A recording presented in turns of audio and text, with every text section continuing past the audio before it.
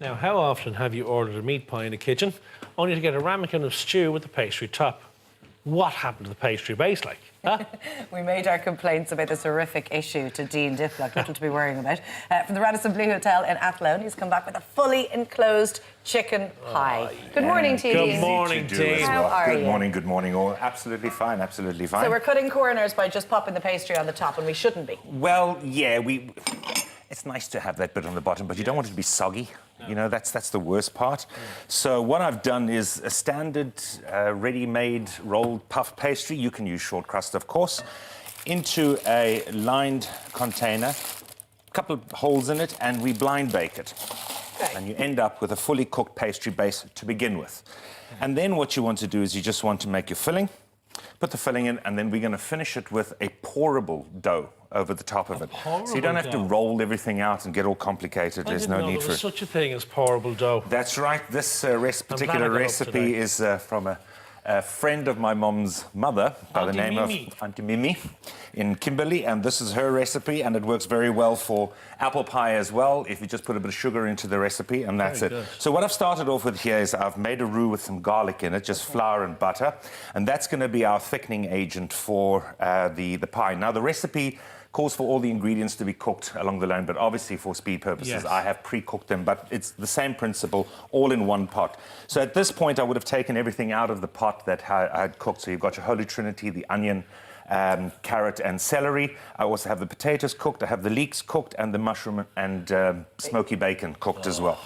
Okay, and now we're going to start putting it together. Now, I would suggest, I'm just using a little bit of white wine, and I would certainly suggest that you keep all your drippings from your chicken. Now, this particular recipe, I haven't boiled the chicken, which most would traditionally call for. I have roasted the chicken, as you can see, and then we shred it.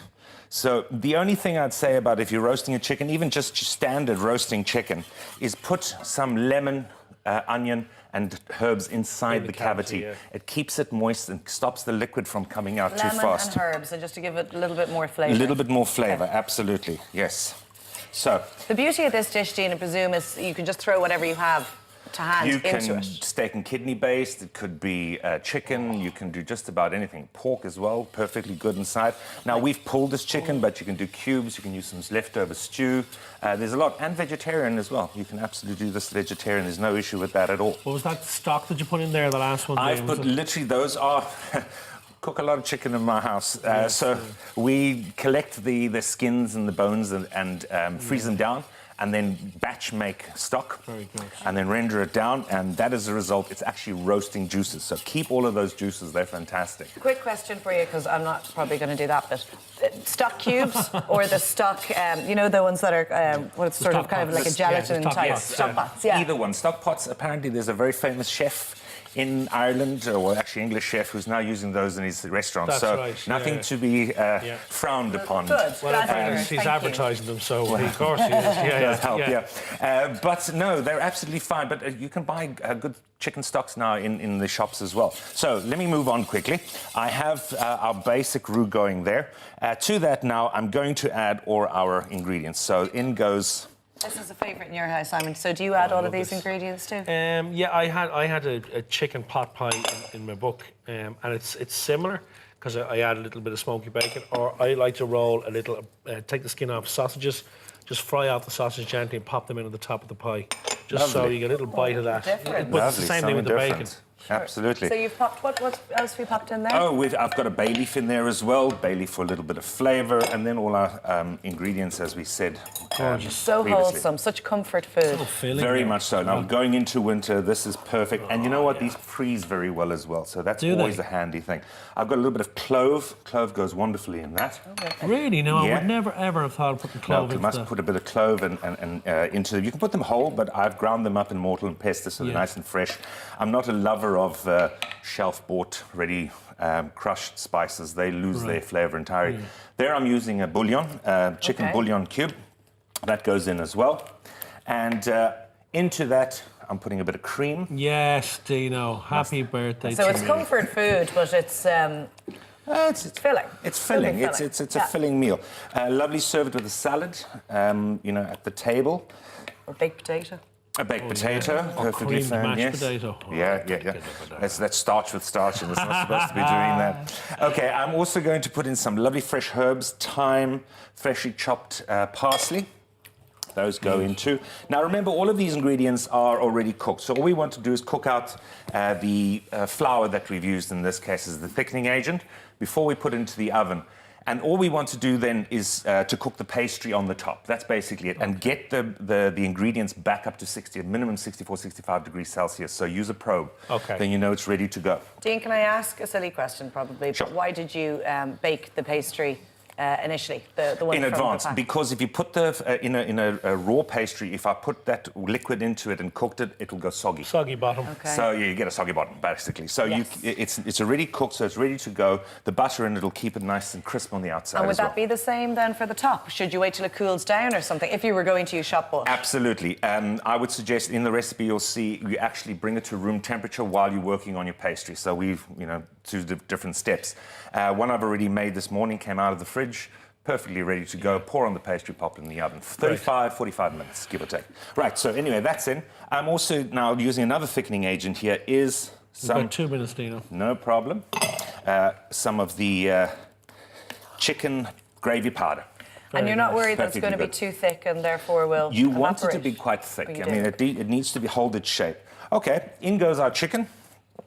And then we're ready to put it all So together. that chicken is cooked already. Absolutely. Chicken's yeah, cooked absolutely. and all ready to go. Absolutely. So we mix that through. What a filling that is, baby. I mean, just give me a spoon now and give me a dark corner, and I'll be quite happy to empty that pot. Don't worry. Yeah. Okay, so naturally, we would cool this down now at this stage, but since we're going straight into it, Yeah. I'm going to pour it into the So pie. you would cool it down while, I as you certainly said would, earlier especially on. when you're working with pastry. You don't want it to be hot. There's But loads there. And just for people at home, how many would that feed, do you think?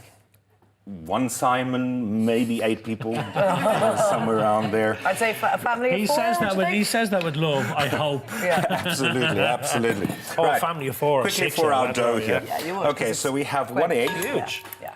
One egg in there. We got 1 minute. Here I have 3/4 oil, 3/4 of a cup of oil, 1 cup of milk that goes in, and then our Egg, milk, oil, lovely. bit of salt, a whisk, and 1 cup of flour that goes in. And that's going to be your pourable dough. Quick pourable Never dough. knew such a thing existed.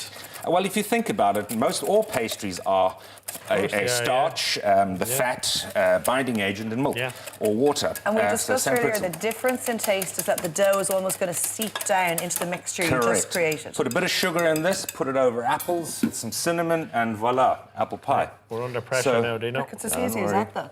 It's as easy as pie, Laura. No, Not to worry. Is that why they pay you the big bucks? No. We pour that over. And then what temp in the oven, Dean? 200 degrees Celsius For to how start long? off with. I would say for the first 15 minutes. Okay. Thereafter, I would suggest turning it down to 180 and cooking it for another 20 minutes or so. But again, it entirely depends on your oven. And the And here we size, I go. guess, Here's the as main well. event, boys and girls. We'll move down here so you can plate up, Dean. That Yeah. looks absolutely Here's one we made magnificent. before, as they say. Look, it's almost like a cake topping or like a scone. You can see A around the thick side. scone. Best way to describe it would be a Have scone. we time yeah. to taste, boys and girls? Always time to taste. Today's recipe, of course, is on our website as usual. You can check out virginmediatelevision.ie/weekend AM, whereas ever you can call into Dean at the Radisson and Athlone to try everything for yourselves. Yes, and this weekend coming is the Shannon Side Festival. Of course it is, yes. So everybody's welcome. We'll be down there with our wares. This is my spoon. Yeah, you go for it, chicken. Go for it. This looks magnificent, Dino, Dean. thank you very much.